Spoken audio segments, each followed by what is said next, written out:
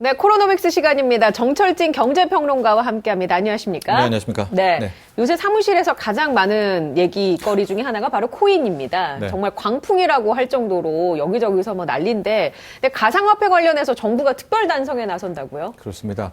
열풍, 광풍이라는 표현도 부족한 것 같고요. 그야말로 지금 코인이 휩쓸고 있다 이렇게 볼 수가 있는데요. 어제였죠. 이 정부가 총리실이 컨트롤 타워가 됩니다.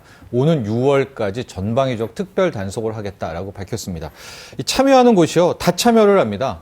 일단은 금융위원회 또 금융정보분석원 FIU도 출금이라든가 자본 의심 거래들 살피게 되고요. 기획재정부는 탈세 관련한 현폐 살피게 되고 예. 경찰이 다단계 불법 관련한 수사를 하고요. 공정위, 방통위 국내 총망라해서 지금 이제 코인 관련한 이제 거래에 대한 불공정 행위들, 범죄 행위들을 잡겠다라고 얘기를 하고 있는데요.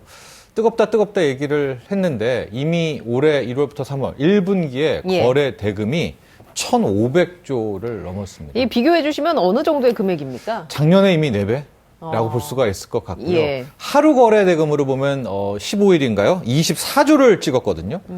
근데 주식 시장이 지금 10조가 안 돼요. 그럼 주식 시장의 2배 2배 이상의 금액이 지금 왔다 갔다 하는 거래가 건가요? 왔다 갔다 하는 것이고 특히 코인 시장 같은 경우에는 24시간이 예. 움직이는 것 아니겠습니까? 그러니까 지금 이 시간에도 그냥 지금 코인 네네네. 거래들이 주말이든 밤이든 언제든 이루어지고 예. 있다라는 것이고요.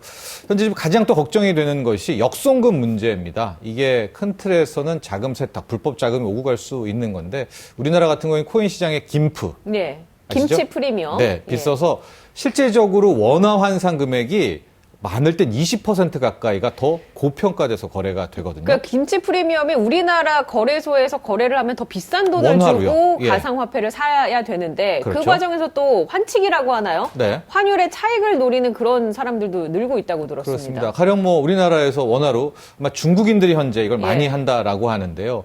중국에다가 1,000만 원을 보냅니다. 그럼 중국에서 1비트를 못 사겠지만 예. 하여간 코인을 산다고 사서 치고, 예. 다시 우리 전자지갑으로 한국에 있는 사람한테 보내는 거예요. 그러면 1비트코인을 환전을 하게 되면 원화로 받게 되니까 거의 수수료, 환전 수수료 양쪽에서 한 6%, 7% 떼고더라도 예. 그래도 남는 것이다. 한 번 송금해서 미니멈 적게는 3, 4%, 많게는 7, 8%까지 무위험 수익을 남기게 되니까 지금 이렇게 중국으로 역송금 해가지고 코인 오고 역송금하는 이제 이런들이 너무 횡행하고 있어서 우리은행을 시작해가지고 일단은 월 송금액을 $10,000로 끊는다 이런 식으로 강력 규제를 하고 있는데 이 부분 같은 경우에는 특히 국내인이 지금 환치기 내지는 이렇게 김치 프리미엄의 차익거래를 하기는 힘들거든요. 예. 근데 이제 국내 거주 외국인들은 충분히 이럴 가능성이 많습니다. 예. 이런 부분은 분명히 단속을 해야 되겠죠. 그 관련법이 제정이 돼 있습니까? 이런 것과 관련해서 가상화폐와 관련해서요.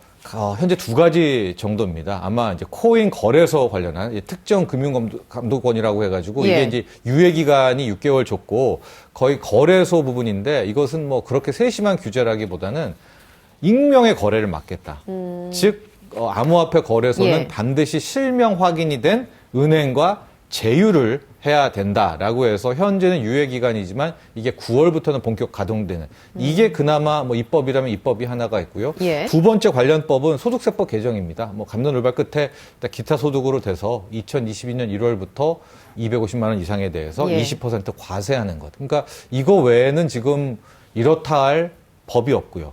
법이 없으니까 실은 근거가 없지 않습니까? 네네. 그래서 누구 투자자를 보호하더라도 혹은 어떤 범죄를 잡더라도 다른 법을 준용해가지고 자꾸만 하게 되니까 좀 이게 좀 비효율이기도 하고 이렇게 시장이 커졌는데 제대로 된 법 하나 없이 되겠느냐 또 이런 목소리들이 지금 나오고 있죠. 이게 재빠르게 좀 관련법을 제정해야 할 필요성이 있다고 보세요? 어떻게 보세요? 법이 이 정도라면 사이즈가 예. 하루 거래 대금이 24조 원이라면은 이거는 거의 젊은 친구들은 거의 대부분이 하고 있고요. 실제적으로 전 국민이 뛰어들고 있다라는 건데 법은 없다라는 것은 좀 역설적인 상황이 있죠. 물론 법을 만드는 순간부터는 코인을 하나의 투자 자산으로 인정을 해야 되는 딜레마에 빠질 겁니다. 예. 버젓이 화폐가 있는데 중앙은행이 발행하는 또 다른 화폐의 명칭을 인정한다는 것이 맞지는 않겠지만 네네.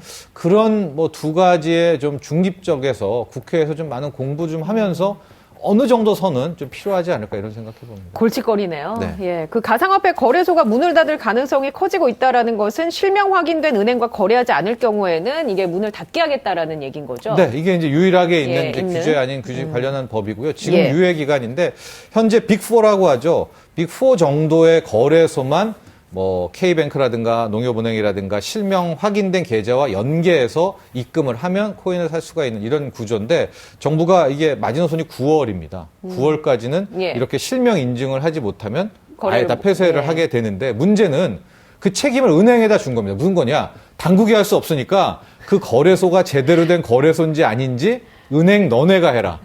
그러니까 은행 입장에서는 다 화들짝. 안 하겠죠. 예. 그러니까 웬만한 사이즈 안 되면은 그러니까 지금 9월 말 되면 채 10곳도 못 남지 않을까. 현재 살아남는 사이즈나 곳이. 이런 것들을 보면요. 예. 거래소를. 그래서 굉장히 투자자들은 주의를 요망한다. 이런 말씀 드리고 싶습니다. 그 과정에 정말 각별히 주의를 해야겠군요. 투자자들은. 네. 예, 뭐 그래서- 보호받을 수 있는 장치도 없으니까요. 현재로 최소는 그나마 좀 실명 연정이 돼 있는 큰 사이트들, 제가 예. 뭐 언급은 할 수 없지만은 좀 규모가 큰 거래소를 이용하시라 이런 말씀도 좀 드리는데 그 은행이라고 해서 지금 그 거래소도 합격이 아닙니다.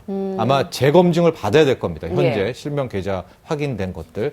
근데 그런 점들은 투자자 여러분들은 꼭 유의를 근데 해야 만약에 될 것 같습니다. 거래소가 이렇게 문을 닫게 되면 투자한 사람들은 어떻게 되는 겁니까? 그냥 폐쇄가 되니까 물리는 거죠. 그냥 그 돈을 어떻게 예. 이체도 할 수 없고 그렇죠. 거래도 할 수 없고. 지금 인도가 그런 방식을 취하고 있고요. 예. 가장 강력합니다. 인도는 그냥 거래를 불법으로 준하고 있으니까 거래소 문을 폐쇄를 한 거나 다름이 없고요. 터키 같은 경우에도 그 정도는 아니지만 예. 모든 국내, 그러니까 터키 내에서 코인 관련한 거래 결제는 안 된다라고 선언을 했기 때문에 이 두 나라는 현재 가장 강력한 규제다 이렇게 볼 수 있겠습니다. 알겠습니다. 자, 오늘은 가상화폐 얘기를 하다 보니 시간이 다 가서 다음 주에 또 다른 내용을 갖고 찾아오도록 하겠습니다. 지금까지 정철진 경제평론가였습니다. 고맙습니다. 네, 저도 여기에서 인사를 드리겠습니다. 건강한 하루 보내시기 바랍니다. 시청해주신 여러분 고맙습니다.